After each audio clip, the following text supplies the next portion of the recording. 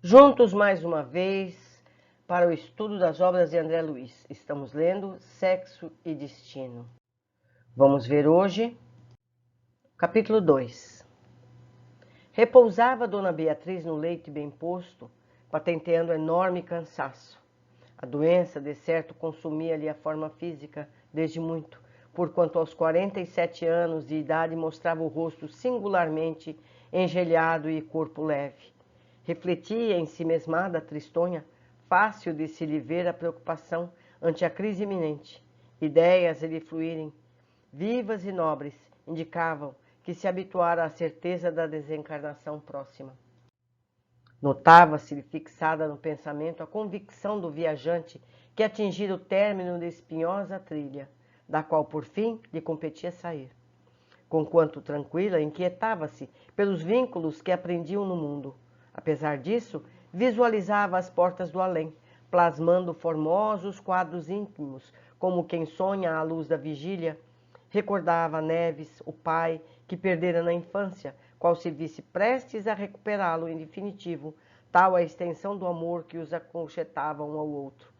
Observávamos, porém, sem dificuldade, que a alma afetuosa da enferma se dividia mais fortemente na terra entre o esposo e o filho, dos quais se reconhecia em gradativo processo de inevitável separação. No aposento acolhedor, que alguns adereços ataviavam, tudo transparecia limpeza, reconforto, assistência e carinho. Ante o leito, encontramos o sisudo enfermeiro desencarnado, que Neves abraçou, demonstrando guardá-lo conta de imensa estima. E apresentou-nos: Amaro, temos aqui André Luiz, amigo e médico, que doravante nos partilhará os serviços. Saudamo-nos cordialmente. Neves inquiriu atencioso: O irmão Félix veio hoje? Sim, como sempre. Informei-me, então, de que o irmão Félix, desde muitos anos, era superintendente de importante casa socorrista ligada ao Ministério da Regeneração em nosso lar. Explica a nota do autor espiritual, que é uma organização no plano dos espíritos. Famoso pela bondade e paciência, era conhecido como sendo um apóstolo da abnegação e do bom senso. Não dispunhamos, entretanto, de qualquer tempo para considerações pessoais. Dona Beatriz experimentava dores agudas e o companheiro mostrou o propósito de aliviá-la através de passe confortativo, enquanto a senhora se via aparentemente a sós, em grande prostração física, revelava profunda sensibilidade mediúnica. Oh, os sublimes pensamentos no leito de dor! De olhos cerrados, a doente, embora não assimilasse a presença paterna, lembrava a ternura do genitor, que lhe parecia distante e inacessível no tempo.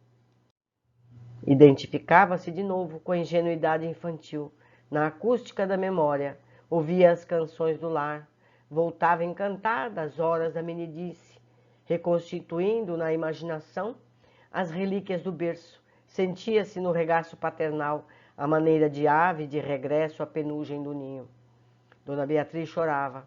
Lágrimas de enternecimento inexprimível perolavam-lhe a face, e sem que a boca enunciasse o menor movimento, clamava intimamente com toda a alma: Pai, meu Pai!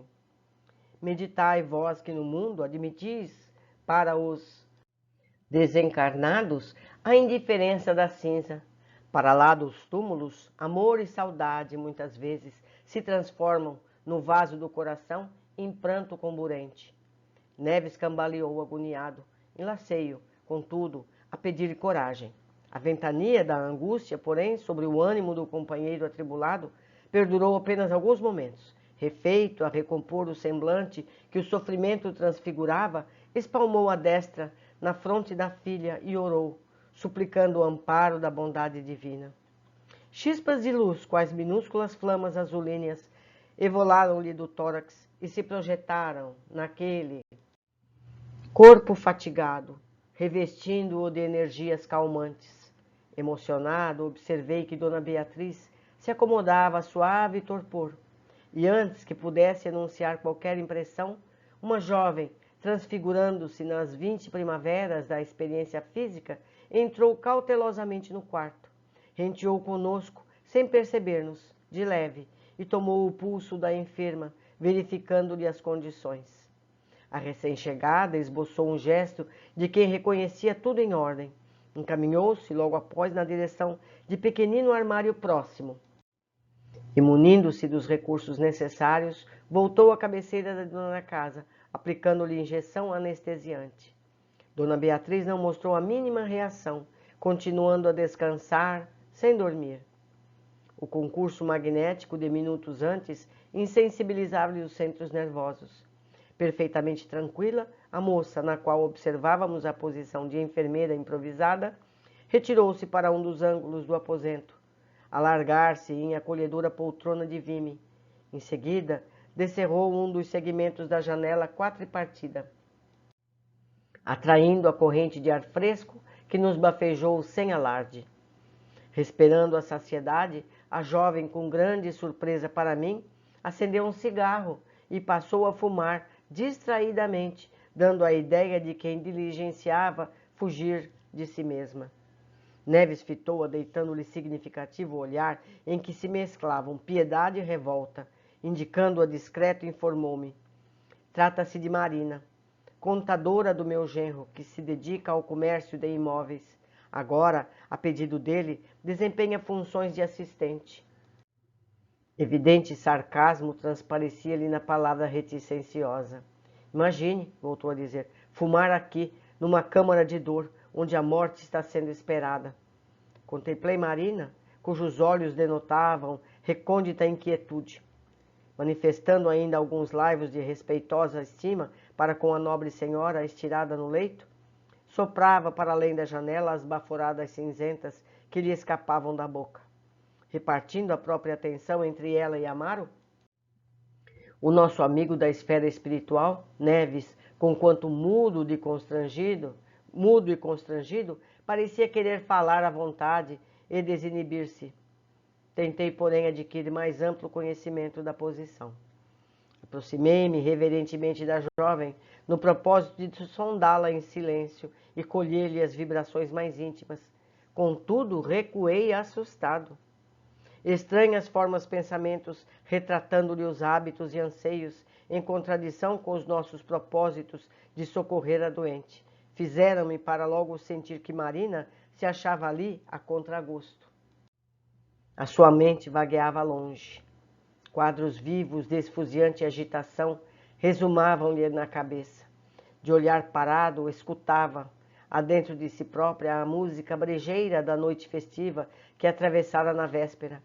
Experimentava ainda na garganta a impressão do gin que sorvera abundante.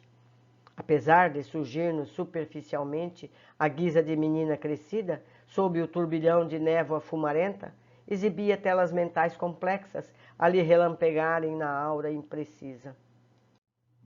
Trazido pelas circunstâncias a colaborar na solução de um processo assistencial, sem qualquer intuito menos digno, passei a estudar-lhe o comportamento isolado.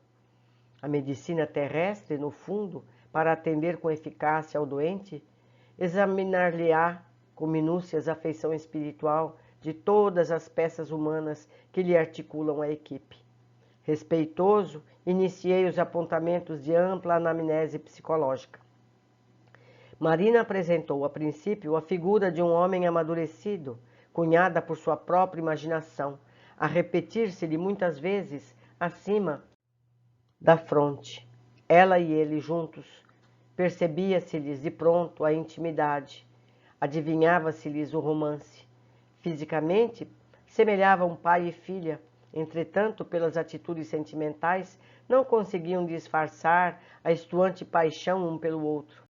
Nos painéis sutis que surgiam e se desfaziam alternadamente, mostravam-se ambos extasiados, ébrios de prazer, fosse aboletados no automóvel de luxo ou enlaçados na areia morna das praias, conchegados sob a proteção de arvoredo tranquilo, ou sorridentes em tumultuados abrigos de encantamento noturno. Deslumbrantes paisagens de Copacabana ao Leblon desfilavam por admirável fundo pictórico.